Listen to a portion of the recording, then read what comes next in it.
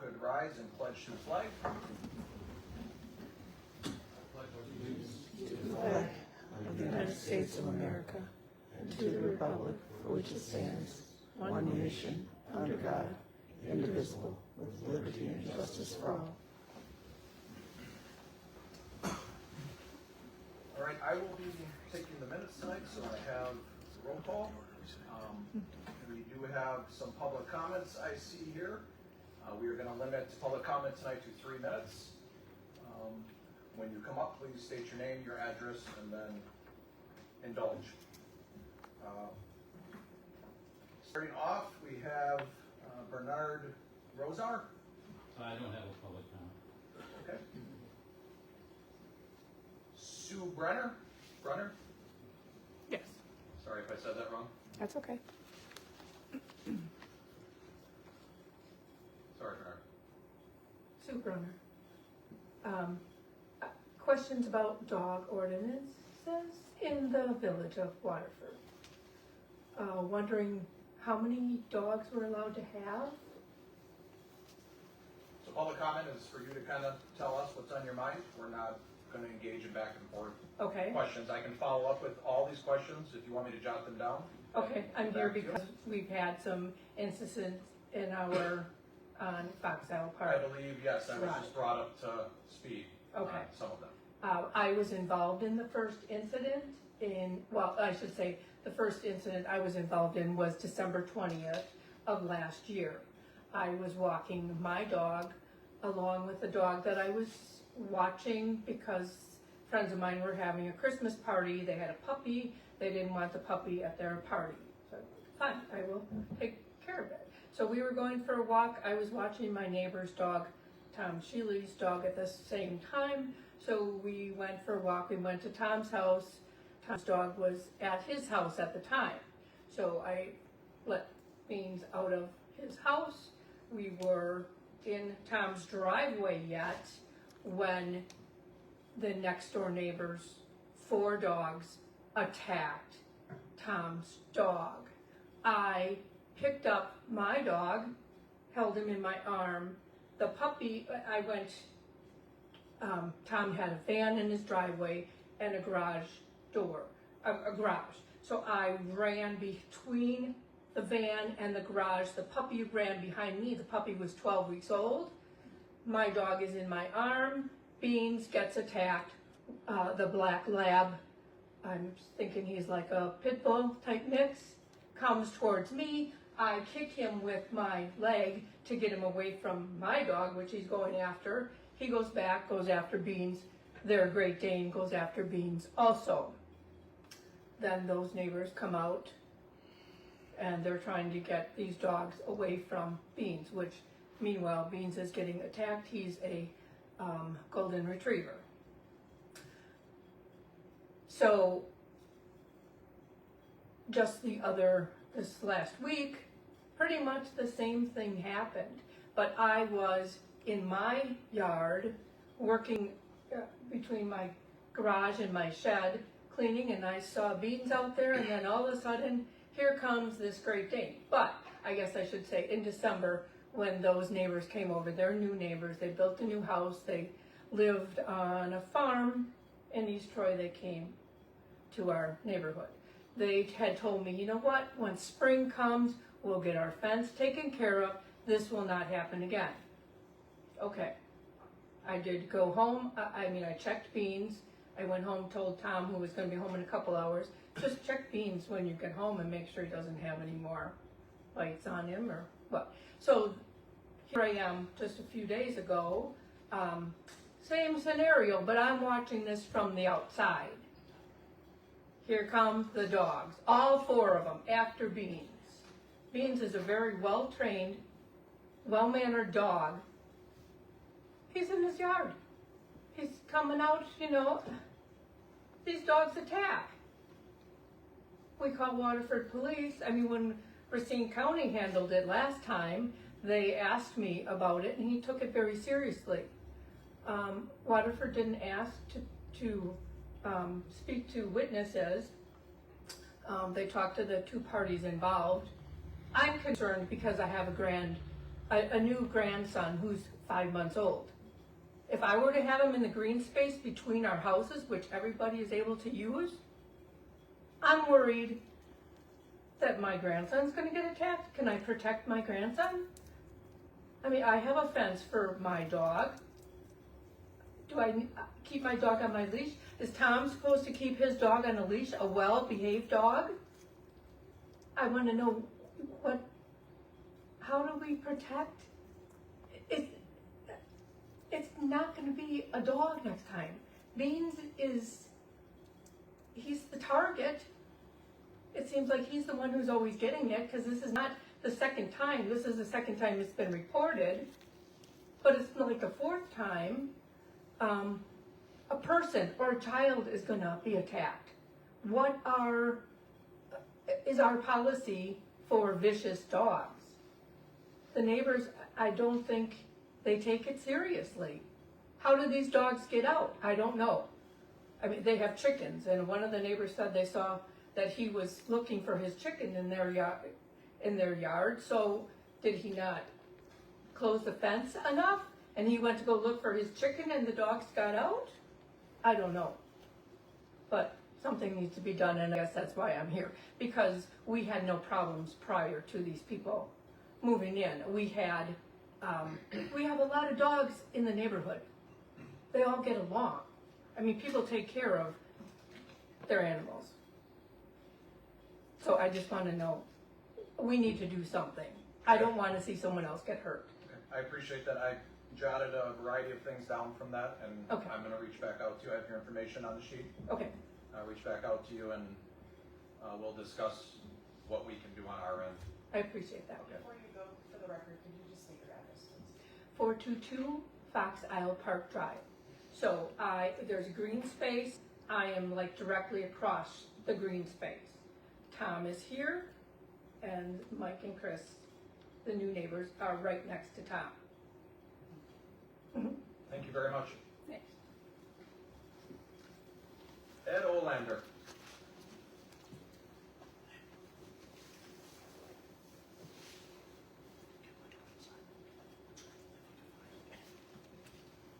Ed, so I let Sue have 2 extra minutes, so you only get 1.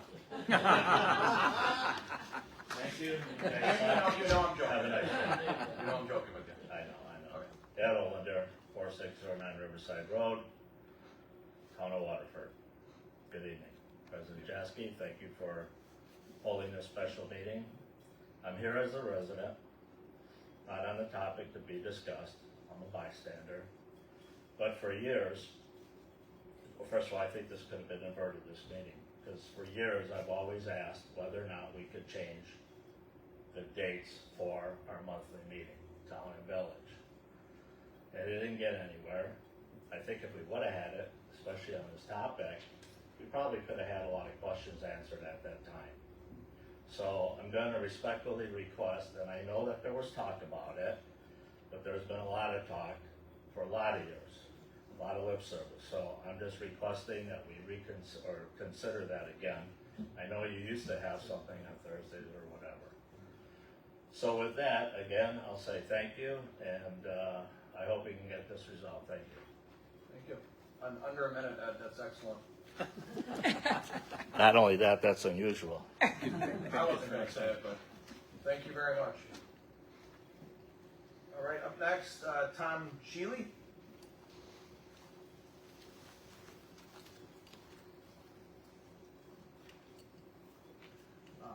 First off, I want to thank you guys all for the many, many hours you guys put in for the community. My name is Tom Shealy, live at 405 Fox Isle Park Drive in Waterford, and yes, I'm here for the dog situation. My neighbor, the Schaefer's immediately to the south, was granted a exception to the pet limit ordinance on March 9th, 2026. Unfortunately, in this instance, our legislative process failed us. When the issue came before the board, I was actively discouraged from attending the board meeting by Kathy Lindblom. I was told that there would not be an opportunity for me to speak at that meeting. I was assured no changes would be made without neighbors being notified and having the opportunity to be heard. Because I was misled, you guys had no knowledge that there were 5 documented cases of those dogs attacking to your vote to allow them to have a fourth animal when the ordinance states 3. First attack was on August 22nd. Neighbor's Great Dane launched an unprovoked attack against my dog while my dog was on property. At that point in time, the dog was just visiting. It was not a residence. It was her daughter. And, you know, didn't expect to see the animal around again. And to keep peace, I did not report it. In my research, I found that on December 1st, 2023, that their Black Lab Milo, according to East Troy Police Department record, attacked a UPS driver that was bitten. The situation was sued on December 20th, 2025. Deputy Thompson from Racine County was dispatched by Waterford when both the Black Lab and the Great Dane attacked my dog on my property. Just a month ago, I looked over the fence and saw their own Black Lab had a shaved neck with a number of suture marks on it. And when I asked my neighbor, hey, what happened to Milo? He says, well, Blue got a hold of him, the Great Dane got a hold of him. The dogs are covered with scratches and scars. It's a pack mentality. When one of them goes off, they all respond. Most recently, a week ago Sunday, my dog was attacked a third time by both the Great Dane and the Black Lab.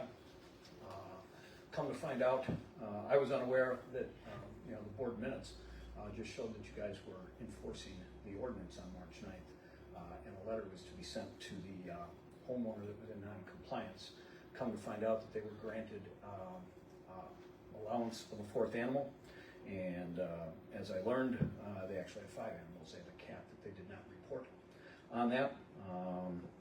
By my understanding, you know, that is non-disclosure and misrepresentation and fraudulent application.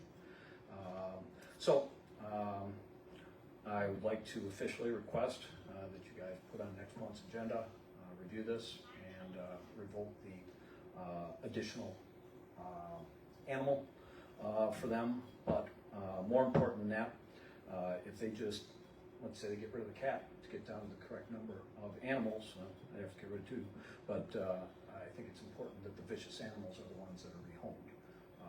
You know, the Black Lab and the Great Dane. So I have a summary of the information that I just stated to you, and the information I provided to both the police department and the village. Copies if you would like. I would leave me one, please, if you can. There's 7 of them here. Okay, appreciate that. I apologize for the misinformation from former employee Kathy Lindblom. That's very disheartening to hear, so I do apologize for that. That happens.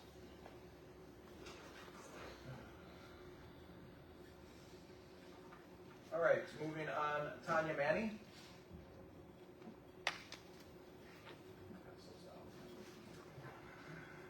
Tanya Maney, 6911 Big Bend Road, Waterford. Thank you for allowing me to speak on matters of our joint Waterford Police Department. On December 23rd, 2024, 3 of the village trustees, then Trustee Adam Jaski, Trustee Tamara Colnell, and Trustee Troy McReynolds, stood up at a town board meeting and asked if there was not a viability for a third option for policing and in Waterford, and that was the creation of a joint Waterford Police Department that would be operated both by the town and the village. At that meeting, it was stated that the village had approximately $580,000 dedicated toward policing services, and that if we both contributed, the result could be an efficient, community-focused police department that residents could rally behind. And the residents did.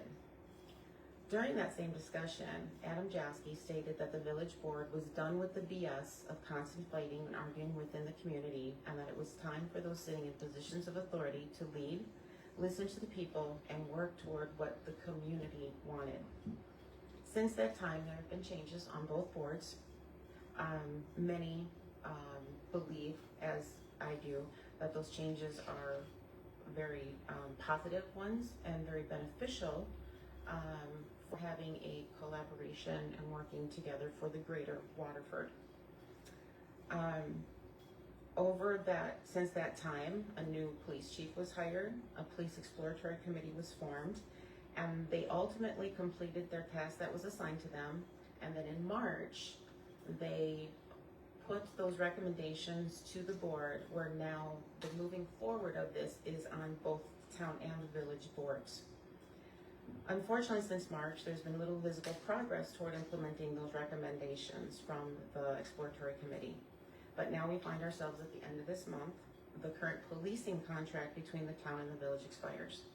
To ensure continuity of service while work continues on a future joint department, the town approved an extension of the existing contract. During the town board discussion last Monday, one of the supervisors asked if there were any red flags, if there were any concerns, like where are both boards on this?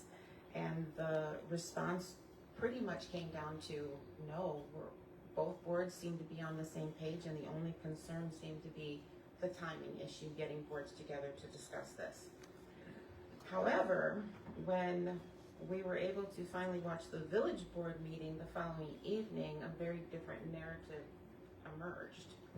A motion was made to approve the contract extension, and then during that discussion, questions were raised regarding whether the contract before the board was simply an extension of the existing agreement, to which the reply was yes, except for the dates. However, trustee Troy McReynolds stated that it was not merely an extension, but rather a rewritten contract containing different language and different costs. The problem with this is that it turns out the contract submitted by the town was in fact the same contract currently governing the relationship between the town and the village, with the primary intended change being the extension, being the change of the dates. If that's true, then we have a serious concern. The concern is not that questions were asked. The concern is that significant claims were made publicly about a rewritten contract, altered costs, changed language, and reduced services, yet there appears to have been little effort to verify whether those claims were accurate before the discussion fundamentally changed direction. The people of Waterford deserve clarity. If there was confusion regarding the version of the contract contained in the village packet, then that confusion should be acknowledged and corrected. If inaccurate information influenced the decision and ultimate decision-making process, then that should also be acknowledged. At the end of the day, this is more about a contract extension. This is about trust, and it's about transparency. It's about whether we are still committed to the vision that was presented to the community in December of 2024, a vision of cooperation, leadership, and a unified Waterford Police Department that serves both the town and the village. The exploratory committee completed its work. The recommendations have been on the table since March. The community has waited patiently, and the time has come for both boards to move beyond misunderstandings, beyond political narratives, and beyond unnecessary division. The people of Waterford deserve leadership that focuses on solutions rather than obstacles. They deserve facts rather than speculation, and they deserve elected officials who are willing to work together to achieve the very vision that was promised to them. I respectfully ask this board to recommit itself to transparency, to collaboration with the town, and to moving forward in good faith toward a united Waterford Police Department. Thank you. All right, moving on. Chair Tim Zaklinski, Yes? you're on my list. Are you coming up or not? Oh, no. Okay. I have nothing to say. Just here in full support. Okay, thank you, sir. Then moving on, Lori Rosauer.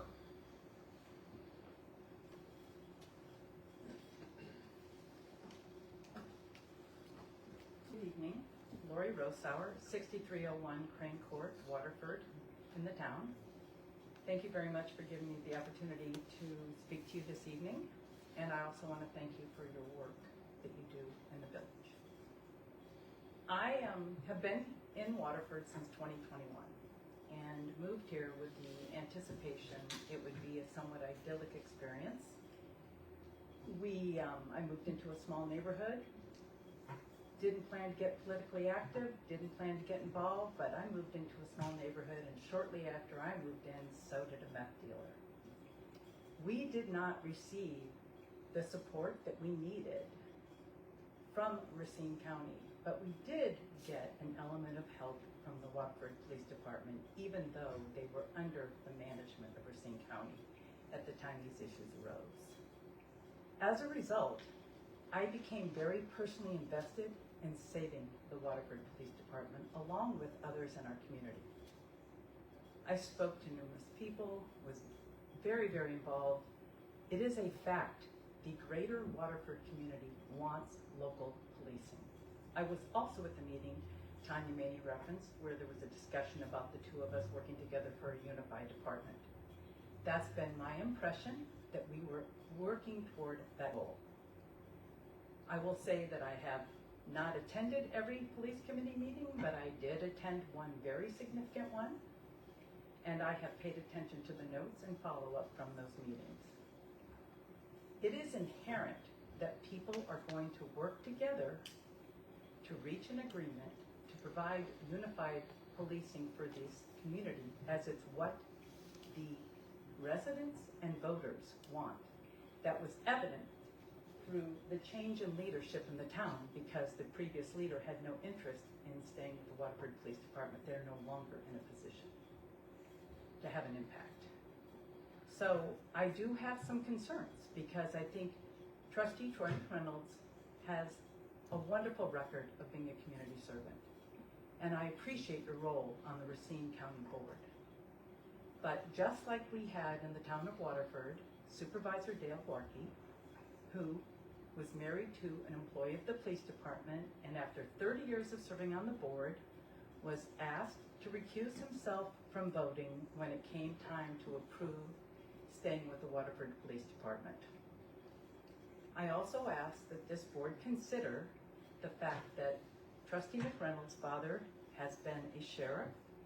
I would say, based on my, of Racine County, based on my observation of your questioning and your movement toward reaching a unified program, I have hesitation as to whether or not you really do want to see a unified Waterford Police Department.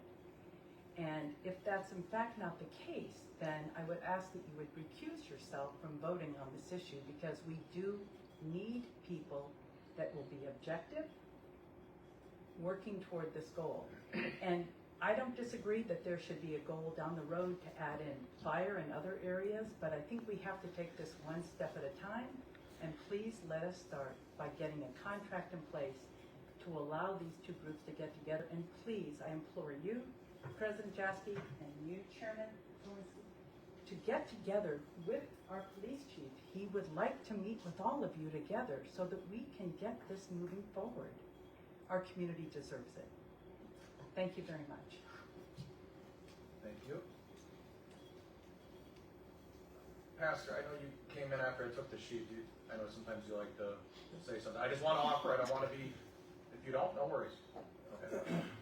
Okay, then we will move on here down the line. We do have no public appearances or hearings tonight, so I'll be looking for a reading and approval of our minutes from our June 8th, 2026 village board meeting. Motion to approve as submitted. I'll second. I have a motion and a second. Any other questions or comments about our minutes? All right, hearing none, all in favor? Aye. Minutes are approved.